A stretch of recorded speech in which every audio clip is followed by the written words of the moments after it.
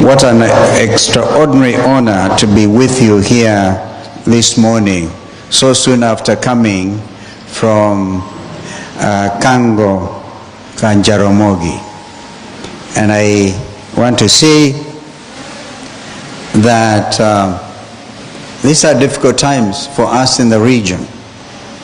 But when I went to lay a wreath at the mausoleum where our late brother Raila Odinga, I could not help but imagine the struggles that you have come through. And so I want to greet you as we used to be greeted by the young ones with Raila Amolo Odinga. Remember those days when you say Raila Tialala? Kumbukeni hiyo, Raila Tialala. Ria. Well, Raila Tialala. Now, I've just come out there and the story has changed.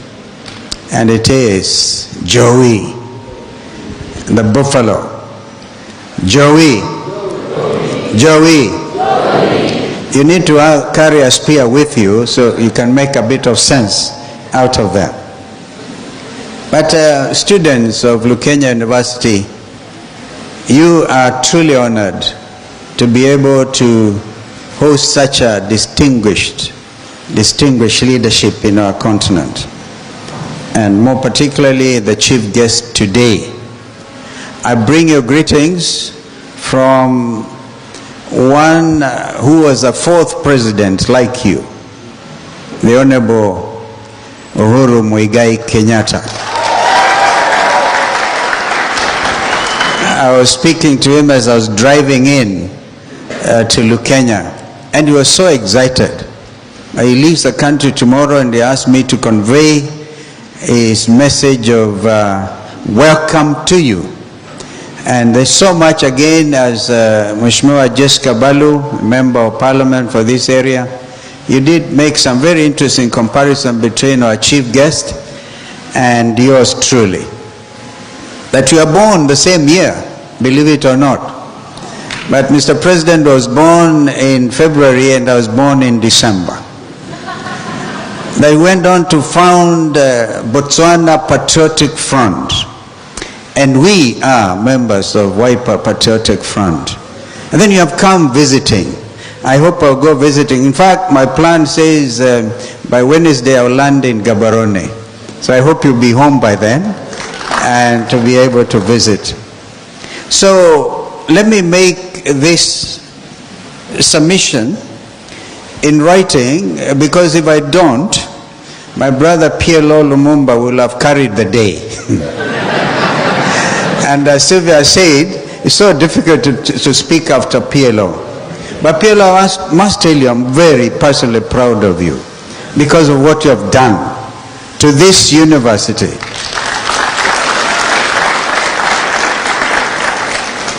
And you continue to live that dream of Pan-Africanism,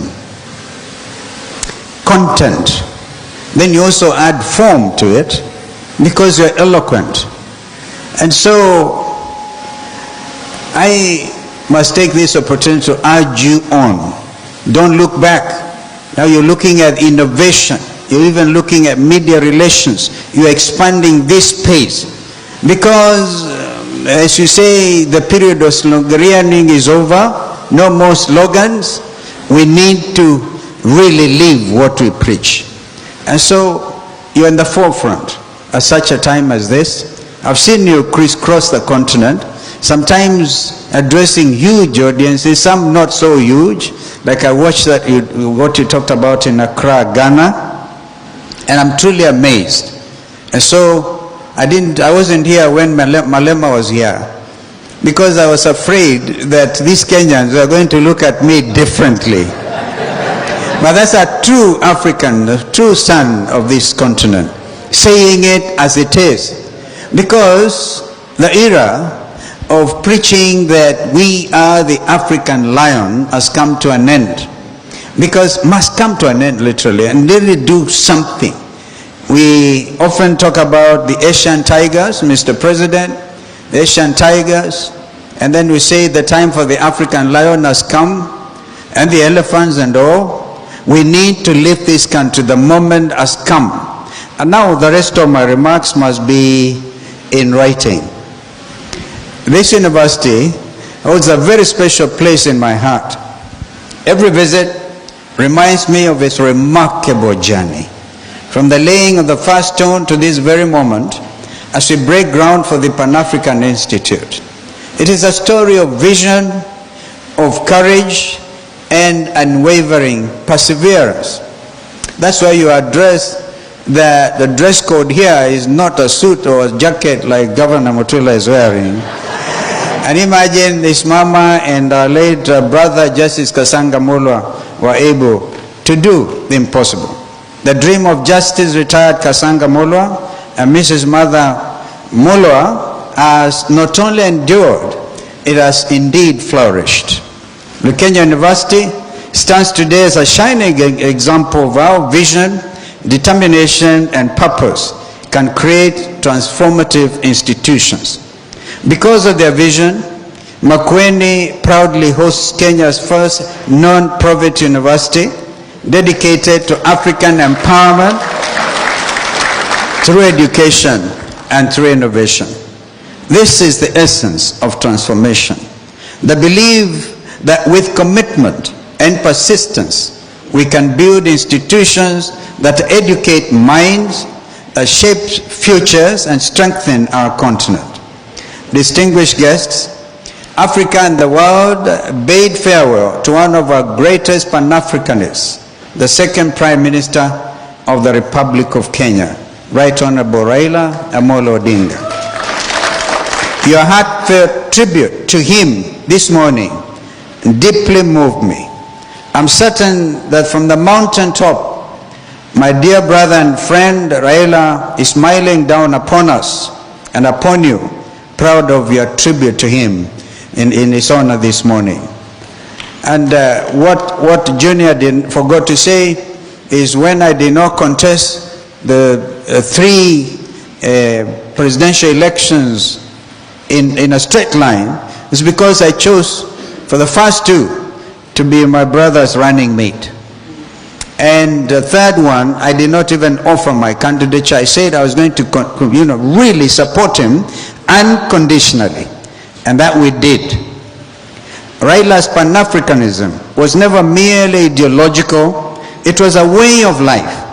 For decades, he championed African unity, economic cooperation, and leadership that prioritizes people. He believed passionately that Africa must speak with one voice, and that our continent's future depends on our ability to stand together. As the African Union's High Representative for Infrastructure Development, Raila carried this dream across Africa. He envisioned a continent connected by railways, by roads, by energy corridors, and digital networks. A continent bound not by borders, but by shared purpose. He often reminded us, I quote, "Africa cannot trade or integrate without infrastructure," end of quote. For Raila, this connection was more than development, it was liberation. And therefore I also agree with you, my brother PLO, when you say the time for economic liberation is now. It was important. Our forefathers, a lot of whom are actually being depicted right in front of us, struggled and fought for African political liberation. And that was achieved. And I think the story of Kwame Nkrumah and the argument at the OAU summit at that time, whether they should have gone for integration, which was, I think others like Mwalimu Nyerere and others, that a few had a different way of looking at it. But imagine Kwame Nkrumah's dream been agreed with. This will be a continent like no other. So now, for my brother Raila, even in death, his spirit continues to inspire.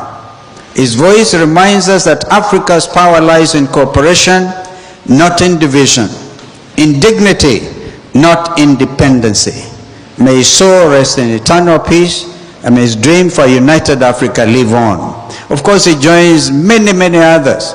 I can tell you, for example, at the occasion to even reach out to brother leader who was misunderstood, Muammar Gaddafi. I see my friend PLO. I think you need to look a little bit at that contribution. Muammar's vision was for an African foreign policy, which is common, and African defense policy, which is also common. But I can see that there are difficulties in achieving some of these things. Ladies and gentlemen, there is truly a wind of change sweeping across our continent. This wind is the latest expression of Pan-Africanism, I dare say. The wave of GenZ-led protests across Africa against bad governance, against corruption, impunity, lack of transparency, electoral fraud, and rising living costs is a powerful testament to a new generation rising. These peaceful demonstrations are not acts of recklessness. They are acts of hope and determination aimed at restoring the dignity of their generation and ours, just as their forefathers restored Africa's dignity through the struggle against colonialism and oppression.